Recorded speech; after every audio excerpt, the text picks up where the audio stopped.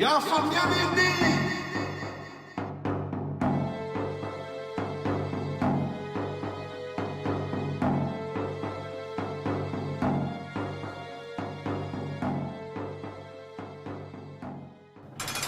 Wow, Digmore, Freddie Mercury došiel, chlapci.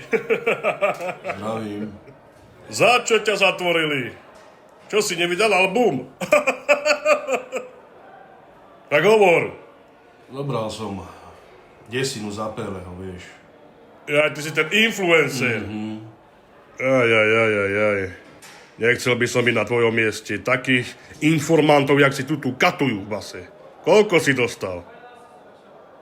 Čo rozprávať nevieš? Do životie. Presne to, čo si zaslúžiš, ty bastard. Hej, aerobik vieš? Hovor do Krista, ovládaš aerobik. Prečo sa to pýtaš, prosím ťa? Lebo mám v pláne ťa rozťahnuť. Počkaj, ty si mi bol ako povedomý. Kolega, som tu len 1 minútu, prosím ťa, neblázni. Daj si dole tú čapku. Chlapci, hovorím vám, tu niečo nesedí. Buď som ho videl vo svojom sne, alebo už tu sedel. Daj si dole čapku okamžite. Ale čo si nespal dobre, alebo... Daj ju dole. No dávaj. Ja, chlapci, hovoril som vám. Ja som to vedel, Beyoncé sa vrátila naspäť. Čokoládový princ. Ty si sa holil, si myslel, že to je poznáme. Rozťahni